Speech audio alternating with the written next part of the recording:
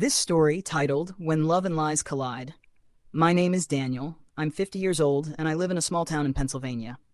For the past 3 years, I've been in a relationship with Melissa. She's 47, smart, funny, and has a way of making everyone in the room feel like they matter. I thought we had something special, a bond that could weather anything life threw at us.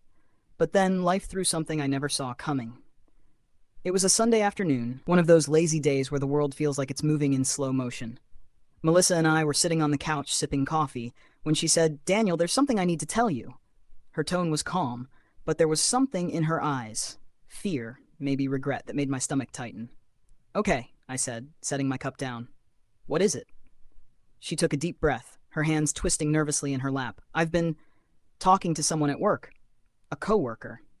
And it's been more than just work conversations." The words hung in the air like a storm cloud. "Talking?" I repeated, my voice barely above a whisper. She nodded, tears brimming in her eyes. "It started innocently enough. We'd joke around during breaks, talk about our lives. But then it turned into late-night texts, sharing things I should have been sharing with you." My heart sank. Was it physical?" "No," she said quickly, shaking her head. "It was never physical, but emotionally. I crossed a line, Daniel, and I'm so sorry." I sat there, staring at her, trying to process what she'd just said. Melissa, the woman I had trusted with my heart, had been sharing pieces of herself with someone else. "Why?" I asked, my voice breaking. "Why would you do this?" She wiped her tears, her hands trembling. "I don't know," she admitted. I felt like we'd been drifting apart lately. He made me feel seen, like I was exciting and new again. But I see now that it was a mistake. I don't want him, Daniel. I want you. I want us." Her words hit me like a wave, and I wasn't sure if I was drowning in anger, sadness, or something else entirely. That night, I couldn't sleep. Every time I closed my eyes, I imagined Melissa smiling at her coworker, laughing at his jokes, confiding in him about things she should have been sharing with me. It was like there was a wall between us now, one built with every text and stolen glance she had shared with him. The next morning, I told her we needed to talk. "Melissa," I said, sitting across from her at the kitchen table, "I need to know everything. No more half-truths. No more downplaying. If we have any chance of moving past this, I need the full story." She nodded, her expression serious. "I understand." Over the next hour, she laid it all out. The jokes that turned into deeper conversations, the late-night texts that went from casual to personal, the moments she'd catch herself thinking about him when she should have been focused on me. "I knew it was wrong," she said, her voice thick with emotion. "But I kept telling myself it wasn't a big deal because it wasn't physical. I see now how much that doesn't matter."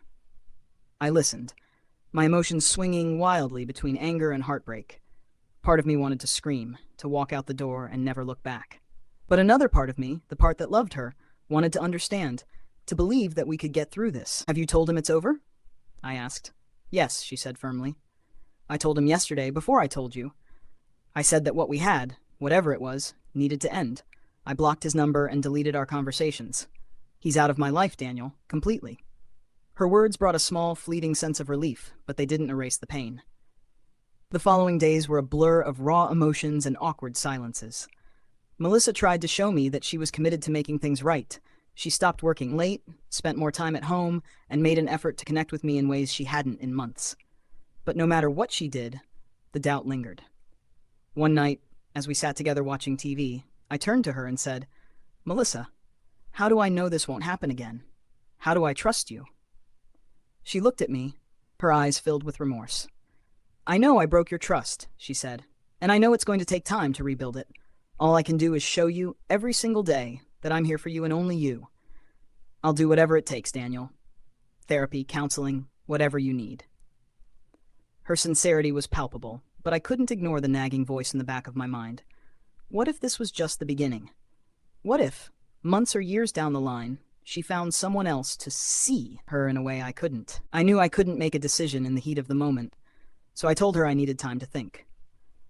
Over the next few weeks, I found myself reflecting on our relationship, on the good times, the struggles, and the ways we had grown both together and apart.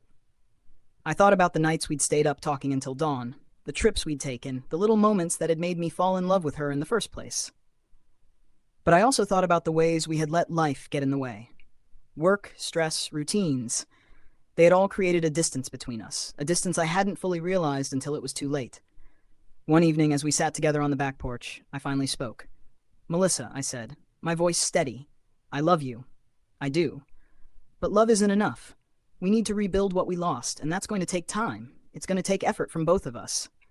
Are you willing to put in that work?" She nodded, tears streaming down her face. "Yes, Daniel, I'm willing to do whatever it takes." I reached for her hand, squeezing it gently. "Then let's start over, one day at a time." Starting over was easier said than done. While Melissa and I both wanted to rebuild our relationship, the shadow of her emotional betrayal loomed over us. Even on good days when she'd laugh at one of my jokes or we'd share a quiet moment over coffee, I'd feel a pang of doubt. Was she thinking about him? Was I enough? One day, about a month after her confession, Melissa brought up the idea of therapy again.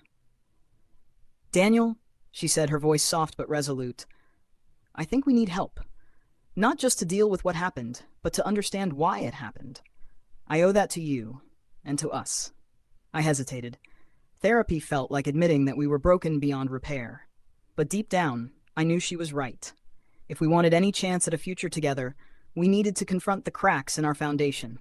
We found a couples therapist, a kind woman named Dr. Harris, who had a way of making even the most uncomfortable conversations feel manageable. During our first session, she asked us to share our feelings openly and honestly.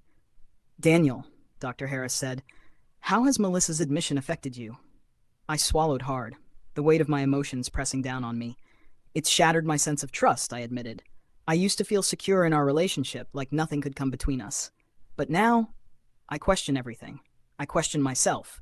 Melissa's eyes filled with tears as she listened. "I never meant to hurt you," she said, her voice trembling. "I hate that I've made you feel this way." Dr. Harris nodded. "Melissa, it sounds like you're carrying a lot of guilt. Can you tell Daniel what led you to confide in someone else instead of addressing these feelings with him?" Melissa took a deep breath, her hands clasped tightly in her lap. "I think I was scared," she said. "Scared to admit that I felt lonely, scared that he might not understand. It was easier to talk to someone who didn't know me as well, who didn't have any expectations of me."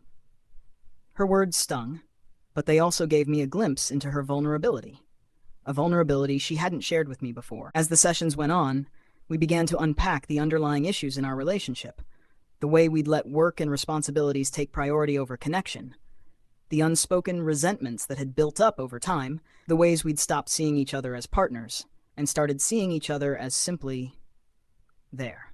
It wasn't easy. There were moments when I wanted to walk away, when the weight of her betrayal felt too heavy to bear. But there were also moments of clarity, moments when I saw glimpses of the love we had fought so hard to preserve. One night, after a particularly emotional therapy session, Melissa and I sat on the couch, a box of tissues between us. "Do you think we'll ever get back to the way we were?" she asked, her voice barely above a whisper. I looked at her, taking in the vulnerability in her eyes. "I don't think we'll ever be the same," I said honestly. "But maybe that's not a bad thing. Maybe this is an opportunity for us to build something stronger, something better." She nodded, wiping a tear from her cheek. "I want that," she said. "I want to be better for you, for us." As the weeks turned into months, we began to rebuild our relationship one step at a time. We started going on weekly date nights, setting aside time to talk about our feelings, and even rediscovering shared hobbies that had fallen by the wayside. But the road to healing wasn't without its challenges. There were moments when old wounds reopened, when a stray comment or a passing thought would trigger the pain of her betrayal. One evening, while we were watching a movie, her phone buzzed with a notification. My heart raced as I glanced at it, memories of her late-night texts with her coworker flooding back. She noticed my reaction and immediately picked up her phone. "It's just a message from my sister," she said, holding it out for me to see. I felt a wave of relief, but also shame. "I'm sorry," I said, my voice tinged with guilt. "I hate that I still feel this way." She placed her hand on mine, her eyes filled with understanding. "It's okay, Daniel," she said. "I know it's going to take time, and I'll keep showing you that you can trust me." Her patience and willingness to address my insecurities made a difference. Slowly but surely, I began to let go of the doubt and fear that had consumed me. One night, as we sat together on the porch watching the stars, I realized something. The pain of her betrayal would always be a part of our story, but it didn't have to define us. We had the power to write a new chapter, one filled with honesty, commitment, and love. Melissa, I said, breaking the silence, I forgive you. Her eyes widened, tears streaming down her face. Thank you, she whispered, her voice choked with emotion. In that moment, I felt a weight lift off my shoulders. Forgiveness didn't erase the past, but it gave us the freedom to move forward. Our relationship wasn't perfect, and it never would be, but it was real, and it was ours, and that was enough. If this story resonates with you, like, comment, and subscribe.